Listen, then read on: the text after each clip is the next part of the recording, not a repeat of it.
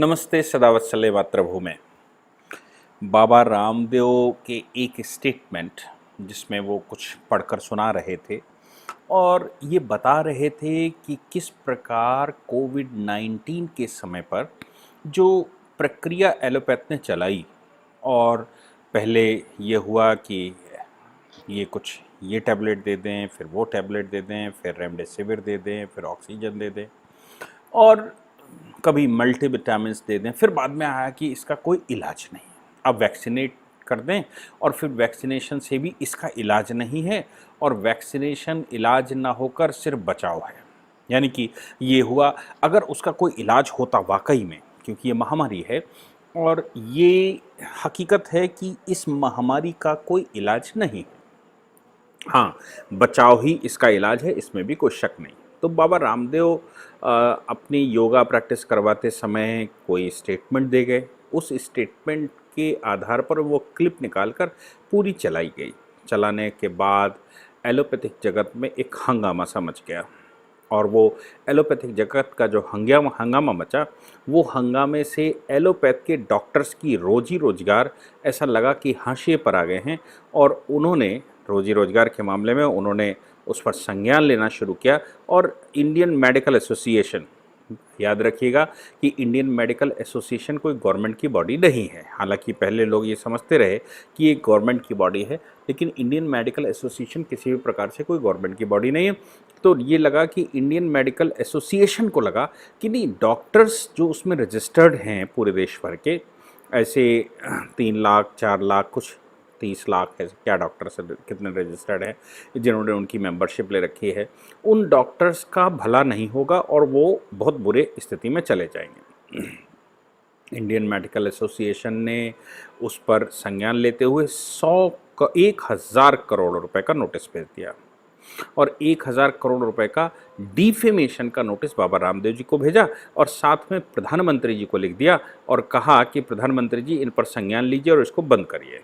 मज़े की बात यह है कि इंडियन मेडिकल एसोसिएशन ना ही गवर्नमेंट की कोई बॉडी है और एक एसोसिएशन है, एक सोसाइटी है। सोसाइटी 1928 में रजिस्टर्ड हुई अंग्रेज़ों के समय पर और वो चलती चली आई। आप लोगों को याद ही होगा जिस प्रकार कांग्रेस कभी रजिस्टर हुई थी। कांग्रेस के बारे में कुछ भी कहा जाए, लेकिन आपको याद होगा कि उस कांग्रेस के बारे में उस समय भी ये बातें आई थी। लाला लाजपत राय ने कहा था कि ये एक सेफ्टी वॉल्व है। सेफ्टी वॉल्व का मतलब है कि अंग्रेज़ों के विरुद्ध जो देश की संस्थाएं काम कर रही हैं, वो अंग्रेज़ों के द्वारा एओ ह्यूम, उस समय जो इटावा के डिस्ट्रिक्ट मैजिस्ट्रेट थे, एओ ह्यूम ने डफरिन से मिलकर इसको रजिस्टर किया था। मुंबई से इसकी शुरुआत हुई और कांग्रेस एग्जिस्टेंस में आई। जब कांग्रेस एग्जिस्टेंस में आई तो उसका उद्देश्य ये था कि अपने लोग ऐसे तैयार किए जाएं जो कि समाज के बीच में जाएं और समाज में उठ रहे गुबारों को सरकार को बताएं और सरकार उनको अपास्त कर सके। पहले समझाने का प्रयास करें और समझाने के प्रयास के बाद उसको किसी प्रकार से समाप्त कर दें या कुचलना पड़े तो कुचल दें। इसी कारण से जब इस मामले में लाला लाजपत राय, बिपिन चंद्र पाल या फिर तिलक आए, तो इन लोगों ने ये गरम धड़ा था। इस गरम धड़े ने जब कांग्रेस के ऊपर कब्जा करना चाहा तो बहुत कुछ बवाल हुआ। सूरत अधिवेशन हम सबको याद होगा 1907 का, जिसमें सूरत अधिवेशन में गरम धड़ को बाहर कर दिया गया। क्यों? क्योंकि ये प्योर राष्ट्रवादी लोग थे। इनको लगा कि कांग्रेस एक मंच है, इस मंच पर हमको भी काम करना चाहिए और देश के लिए बना हुआ है तो करना ही चाहिए। चूँकि वो कांग्रेस जो है वो बनाया गया था अंग्रेज़ों के द्वारा और अंग्रेज़ों का ही एक धड़ा था सेफ्टी वॉल्व के रूप में। ये मैं नहीं कह रहा हूँ, उस समय लाला लाजपत राय ने कहा था कि ये सेफ्टी वॉल्व है। तो जो गरम दल था उसके धड़े ने ही कह दिया, बाद में लोगों ने नरम दल, गरम दल, और कुल मिलाकर 1947 तक कांग्रेस केवल अंग्रेज़ों के चमचों के द्वारा चलाई जाती रही।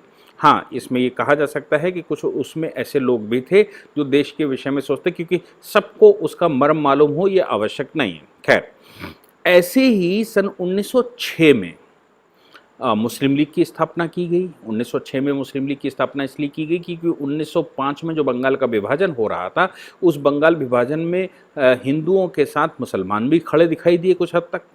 तो उनको लगा कि हिंदुस्तान पर अगर शासन करना है तो हिंदू मुसलमान को लड़ाना पड़ेगा, इसलिए आगा खां को ढाका से, ये पाकिस्तान तो फर्जी बना, हकीकत में मुस्लिम कॉन्सेंट्रेटेड एरिया कहीं पर अगर था तो वो ढाका था, और मुस्लिम लीग की स्थापना भी ढाका से हुई। तो ढाका से आगा खां को बुलाकर उनको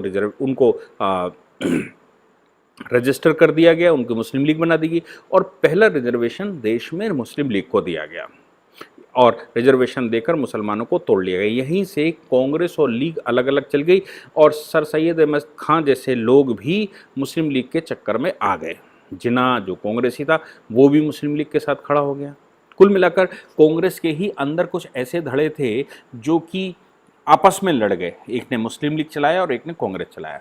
कुल मिलाकर उस समय जो संस्थाएं अंग्रेज चला रहा था वो देश की जो ओरिजिनल संस्थाएं हैं, देश के लिए काम करने वाले, देश की वैभवशाली परंपरा को संभालने वाले, आयुर्वेद और जो बाकी के वेदों को संभालने वाले, उन संस्थाओं को किस प्रकार पीछे भेजा जाए और उनको काटने के बजाय दूसरी नई संस्थाएं स्टैब्लिश कर ली जाएं और उनके माध्यम से ऐसा प्रचार प्रसार और आभा मंडल देश में तैयार किया जाए जो आभा मंडल अंग्रेजों का भला कर सके। जैसे मैं आपको बताऊं कि एक समय पर प्रार्थना समाज का स्थापना हुई, आर्य समाज ने अपना अलग काम किया, लेकिन आर्य समाज अंग्रेजों के विरुद्ध खड़ा हुआ। फिर भी उसको एंग्लो वैदिक विद्यालय बनाने पड़े। एंग्लो वैदिक विद्यालय का मतलब है कि वेद के साथ अंग्रेजी, जिसको डीएवी संस्था कहते हैं। लेकिन राजा राम मोहन रॉय जैसे लोग अंग्रेजी शिक्षा में, मैकाले जब आया तो मैकाले ने जिस प्रकार की व्यवस्था की तो राजा राम मोहन रॉय को खड़ा कर दिया गया और राजा राम मोहन रॉय की एक संस्था बना दी गई।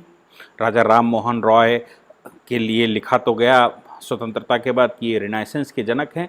हकीकत में राजा राम मोहन रॉय राजा नहीं थे, राम मोहन रॉय कंपनी के एक एम्प्लॉय थे। 10 वर्ष तक उन्होंने नौकरी करी, फिर उनका प्रमोशन करके उनको इंग्लैंड भेजा गया।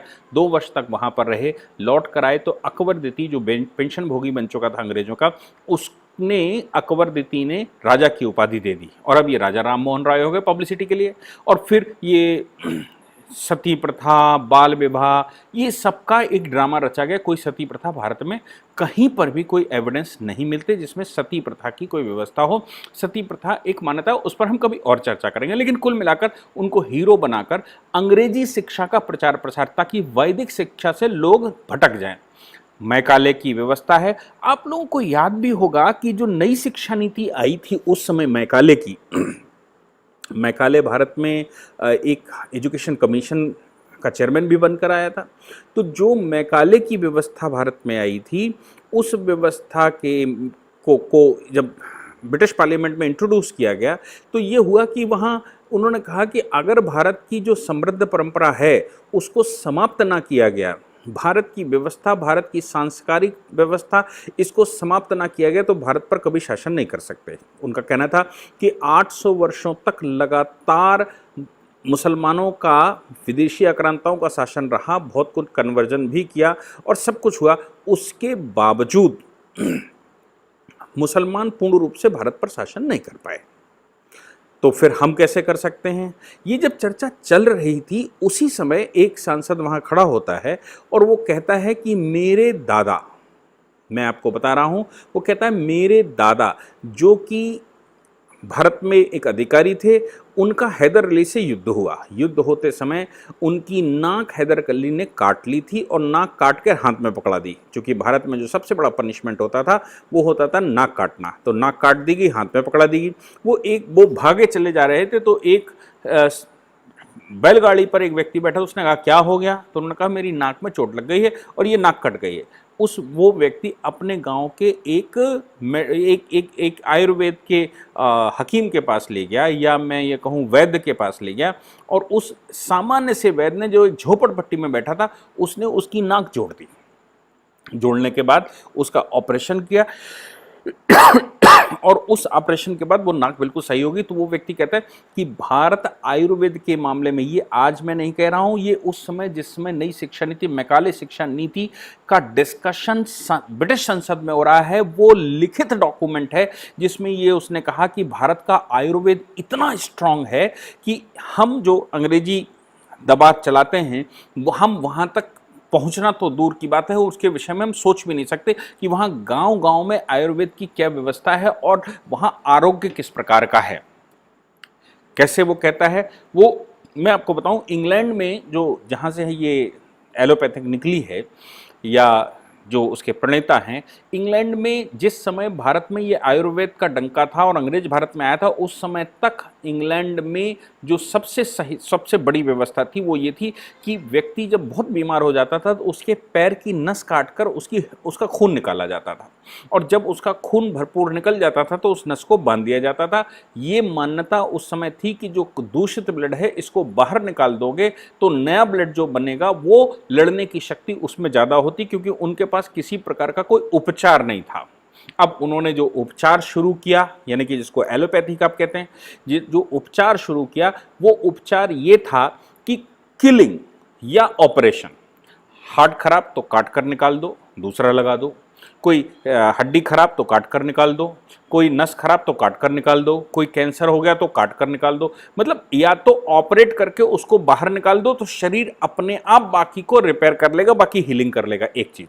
दूसरी बात यह है कि अगर उनको लगता है कि कोई बैक्टीरिया या वायरस शरीर में आ गया तो उसको किल करने के लिए कुछ मेडिसिन दे दो, कुछ जो एक्सट्रैक्ट निकाल के केमिकल का रखा हो वो दे दो। अब वो शरीर में जब जाता है बैक्टीरिया वायरस को किल करने के लिए, तो वो केवल उस बैक्टीरिया वायरस को किल नहीं करता जिसके लिए वो भेजा गया है, जिसके लिए वो मेडिसिन दी गई, वो शरीर के जो पॉजिटिव बैक्टीरिया रहते हैं उनको भी किल करता है। हम सब जानते हैं कि हमारा शरीर में बैक्टीरिया से भरा पड़ा, जैसे दही है, अगर दही को आप टेलीस्कोप से देखेंगे या एंडोस्कोप से देखेंगे तो आपको ये पता लग जाएगा कि उसमें बैक्टीरिया भरे पड़े हैं। बैक्टीरिया जब हो जाता है तभी वो दही बनता है, और जब बैक्टीरिया बहुत ज़्यादा हो जाता है तब वो बहुत खट्टा हो जाता है। हमारे यहाँ हम सब जानते ही होंगे कि दही की व्यवस्था हमारे यहाँ किस प्रकार की है कि अगर वो कुछ आलू की सब्जी या कोई कड़ी की सब्जी या कोई खट्टा सामान बनाना है तो उस दही को ज़्यादा दिनों तक रखा जाता था ताकि वो सड़ जाए। सड़ता क्यों है? क्योंकि उसमें बैक्टीरिया हो जाता है। वो बैक्टीरिया शरीर के लिए लाभदायक होता है, अगर ज़्यादा हो जाएगा तो वो हानिकारक भी हो जाता है।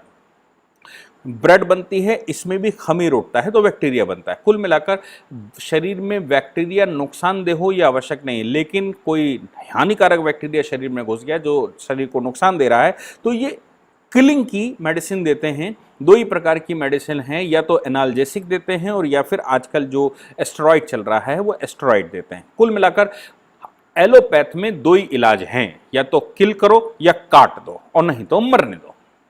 और एक्स्ट्रा कुछ दे दो, ऑक्सीजन कम है तो बाहर से ऑक्सीजन लगा लो, ब्लड कम है तो बाहर से ब्लड दे दो।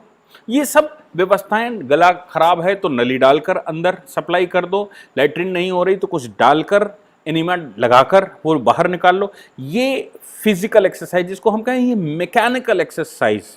अब उसको आप सर्जन कह लीजिए जो काट पीट कर लेता है, आप जो मेडिसिन देता है उसको फिजिशियन कह लीजिए, और शरीर के जिस हिस्से की काट पीट कर लेता है उसका अलग सर्जन, अलग टाइप का डॉक्टर स्पेशलिस्ट कह लीजिए। कुल मिलाकर एलोपैथ का जो बेसिक थॉट है वो यही है कि वो बैक्टीरिया वायरस को किल करो या फिर काट कर बाहर निकाल दो।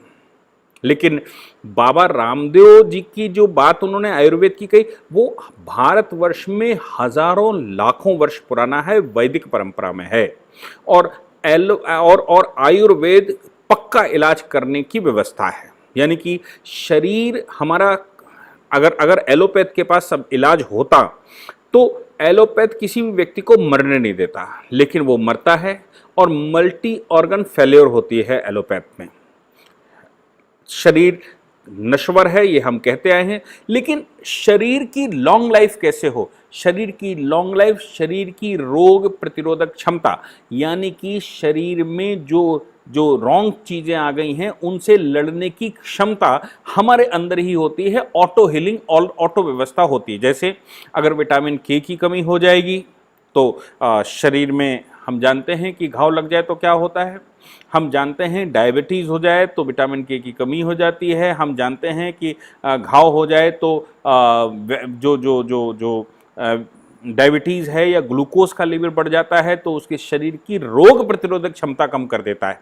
अब चूंकि रोग प्रतिरोधक क्षमता कम कर देता है इसलिए शरीर खुद में रिपेयर नहीं हो पाता। ये सारी बातें हैं, लेकिन आयुर्वेद एक परफेक्ट है बात है। मैं आता हूं लीगल मामलों पर।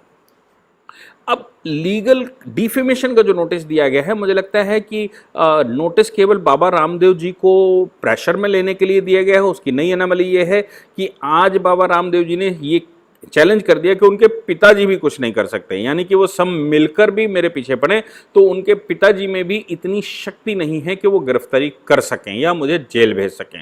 बिल्कुल एग्जैक्ट उन्होंने सही बात कही, शब्दों का केवल विषयांतर हो सकता है कि उन्होंने शब्द क्या इस्तेमाल करे, लेकिन ये सच है कि जो डिफेमेशन का नोटिस भेजा गया आईएमए के द्वारा, मैंने जैसे पीछे कहा था कि संस्थाएं खोली गई थी कि वो आयुर्वेद को कैसे बैकफुट पर भेजें, फेंकें और कैसे एलोपैथ को यहाँ पब्लिसाइज किया। इसीलिए 1928 में आईएमए की स्थापना हुई थी, वो एक सोसाइटी के रूप में हुई थी।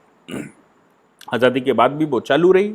उसका गवर्नमेंट का कोई सैंक्शन वगैरह या गवर्नमेंट से उसका कोई लेना देना नहीं है। वो अपने आप में एक स्वतंत्र संस्था है जो एजुकेट करती है, जो ट्रेनिंग सेमिनार्स करती है, जो कुछ स्कॉलरशिप वगैरह देती है और अपने यहाँ जो भी उन्होंने डॉक्टरों ने अच्छा खराब सीखा होता है उसको सामने लेकर आती है। ये सारी व्यवस्थाएं आईएमए करता है। आईएमए को बुरा लगा, उनको लगा कि हम डॉक्टरों का संगठन चलाते हैं और ये एलोपैथ की बाबा जी ने ऐसी सीधी बात कह दी और एलोपैथ के लिए सीधी बात कह दी तो हमारे लाखों डॉक्टर बेरोजगार हो सकते हैं और इससे परेशानी हो सकती है, इसलिए उन्होंने डिफेमेशन का नोटिस दिया। लेकिन section 499 Indian penal code, section 500 Indian penal code, section 501 of Indian penal code, इसमें डिफेमेशन की व्यवस्था है कि डिफेमेशन एक क्राइम है। लेकिन क्या 499 जो डिफेमेशन आईपीसी का डील करता है उसमें कोई एलोपैथ या कोई ऐसी चीज जिसका कोई नुकसान नहीं हो सकता, जिसका कोई जिसकी वैल्यू लोअर नहीं हो सकती, फिजिकली किसी व्यक्ति का नुकसान नहीं हो सकता, लोगों का नुकसान नहीं हो सकता, तो क्या उस पर डिफेमेशन का केस लगाया जा सकता है? जहां तक मेरी नॉलेज है, हम अगर सूरज को कहते हैं कि ये गर्मी फेंकता है और ये अच्छा नहीं है और ये इसमें अल्ट्रा वायरस रेज निकलती हैं, सूरज अच्छा नहीं है, इससे अच्छा तो चंद्रमा है, तो या चंद्रमा ठंडक देता है या चंद्रमा गड़बड़ है या सूरज गड़बड़ है या तारे गड़बड़ हैं या ये पेड़ ठीक नहीं है या ये पेड़ में ये गर्मी आती है, ये सर्दी आती है, इसका इलाज ठीक नहीं, ये धतूरा खाने में अच्छा है नहीं खाने, या आयुर्वेद में ऐसा अच्छा है और एलोपैथ में अच्छा नहीं है। ये जो एक कॉन्सेप्ट है ना, इस कॉन्सेप्ट की एनालिसिस अगर की जाती है, इस कॉन्सेप्ट पर कोई प्रहार किया जाता है, तो मैंने तो आज तक नहीं पढ़ा है कि किसी कॉन्सेप्ट पर कोई प्रहार किया जाए और डिफेमेशन का केस लग जाए। जैसे मैं ये कहूं कि भारत सरकार की ये पॉलिसी ठीक नहीं है, आप पॉलिसी तो सरकार ने बनाई, लेकिन मैं उस पर डिस्कशन करना शुरू करता हूं, उस पॉलिसी की अच्छाइयां और खराबियां कहना शुरू करता हूं, उस पॉलिसी को क्रिटिसाइज करना शुरू करता हूं, तो क्या भारत सरकार उस पर डिफेमेशन का केस लगा सकती है? दूसरी बात ये आती है कि ऑनरेबल सुप्रीम कोर्ट का, ऑनरेबल हाई कोर्ट का जजमेंट आया। आपने देखा होगा कि बहुत सारे जजमेंट्स को जो सुप्रीम कोर्ट के आते हैं, मैं उसमें बताता हूं कि ये इसमें कमियां हैं, इससे पहले ये कहा गया था, लेकिन ये जजमेंट सुप्रीम कोर्ट का इन कमियों के साथ पब्लिश हुआ है, जो भविष्य में मुझे लगता है कि ये क्योर होगा। मुझे लगता है इस बात की अगर मेरे पास कोई केस आता है तो हम उसको उस केस में अपनी ये जो एनालिसिस है केस में लिखते हैं और कोर्ट के सामने पुनः चैलेंज करते हैं। और ये होता भी है कि कभी 2 जजों की बेंच ने कोई डिसाइड कर दिया तो 3 जजों ने उसको पलट दिया, 3 ने डिसाइड किया तो 5 ने पलटा, 7 ने, 9 ने, 11 ने और अभी तक 13 ने। केशवानंद भारती का जजमेंट से पहले गोलकनाथ का जजमेंट था जो 11 जजों की बेंच का था, उसमें भी चीफ जस्टिस थे और 10 दूसरे सुप्रीम कोर्ट के जजेस थे, लेकिन वही जजमेंट चैलेंज हुआ, केशवानंद भारती में 13 बैठ गए, उन्होंने उन 11 के जजमेंट को पलट दिया। क्यों पलट दिया? क्योंकि 11 के जजमेंट से लोग सेटिस्फाइड नहीं थे। अब जिन लोगों ने भी उस पर चर्चा करनी शुरू की होगी, क्या उन्होंने डिफेमेशन किया? हमने कोर्ट में कहना शुरू किया, उस पर एनालिसिस करनी शुरू की, तो क्या उसने डिफेमेशन किया? या एक ही जजमेंट में 3 जजेस एक तरफ चले गए, 2 जजेस एक तरफ चले गए और मालूम पड़ा कि 3-2 से जजमेंट हो गया, तो ये 2 जजेस जिनका जजमेंट फेवर में नहीं था, 3 जजों का माना गया 3-5 की बेंच, 3-2 की बेंच से, तो क्या ये 2 ने डिफेमेशन किया? ये एक ऐसे पेंडुलम में आईएमए ने अपनी बात कही। मुझे लगता है कि नॉन थिंकेबल, इस पर कोई विचार भी नहीं किया जा सकता कि भाई आपने एलोपैथ को गाली दे दी, आपने एलोपैथ के बारे में कह दिया कि ये बड़ा गड़बड़ है और इस पर डिफेमेशन एलोपैथ का हो जाएगा। अब जिसको कहा गया, सवाल ये आती है डिफेमेशन के मामले में कि पहले तो चिन्हित होना चाहिए, किसी व्यक्ति की वैल्यू लोअर होनी चाहिए, वैल्यू लोअर होने के साथ साथ किसी भी ऑर्गेनाइजेशन या संस्था है उसको उससे नुकसान होना चाहिए, संस्था को सीधा टारगेट किया जाना चाहिए, संस्था की के विषय में झूठ कहा जाना चाहिए। ऐसे बहुत सारी चीजें हैं जब डिफेमेशन लगता है। लेकिन डिफेमेशन के बचाव क्या है कि संस्था के विषय में अगर सच कहा गया है तो कोई डिफेमेशन नहीं लगता, संस्था के बारे में अगर एनालिसिस की गई है तो कोई डिफेमेशन नहीं लगता, अगर सच बोला गया तो ऐसे उसके डिफेंस भी हैं। लेकिन मैंने आज तक ये नहीं सुना कि हमने आयुर्वेद के बारे में कहा हो कि आयुर्वेद अच्छा नहीं है और डिफेमेशन लग जाए। मैंने सुना नहीं कि कोई ये कहे कि एरोबिक अच्छा नहीं है और एरोबिक से कोई लाभ नहीं, किसी ने कहा एरोबिक कुछ नहीं, इससे कोई लाभ नहीं है तो उसके ऊपर डिफेमेशन लग जाए। मैं कहूं कि सूर्य की रोशनी, अब कोई कह सकता है सूर्य मेरे भगवान है, मैं उनकी पूजा करता हूं, सुबह सुबह उनको अर्घ देता हूं, और कोई कह सकता है ये सूर्य भी इतना खतरनाक निकलता है जो मेरे सर से पानी खींच ले जाता है और इतनी गर्मी देता है, भाई ये दिन अच्छे नहीं लगते, ये सूर्य के काम अच्छे नहीं लगते। और सूर्य कोई कह सकता है कि सूर्य जो है वो नुकसानदेह है और मार देता है, व्यक्ति मर जाता है। और कोई कहता है कि नहीं भैया मैं तो भगवा की पूजा करता हूं, सुबह सूर्य का जो भगवा कलर होता है उसके आधार पर ही मैं भगवा ध्वज फहराता हूं और उसी की मैं आराधना करता हूं, मेरे देवता सूर्य हैं। और पूरा का पूरा वैदिक स्ट्रक्चर सूर्य के अगल बगल चलता है, क्योंकि हम सब जानते हैं कि सूर्य एक तारा है और सौरमंडल एक परिवार है, इसलिए पूरा सिस्टम सूर्य, अग्नि, पृथ्वी, पाताल, आकाश इनके आधार पर चलता है। अब कोई कहे आकाश हमें अच्छा नहीं लगता, आकाश खराब है, कोई कहे बारिश बड़ी खराब है, कोई कहे बाढ़ बड़ी खराब है, कोई कहे सूखा खराब है, कोई कहे गीला खराब है, तो कोई कहे कि ये तूफान अच्छा नहीं है, तो कोई कहे तूफानों में ही मजा आती है।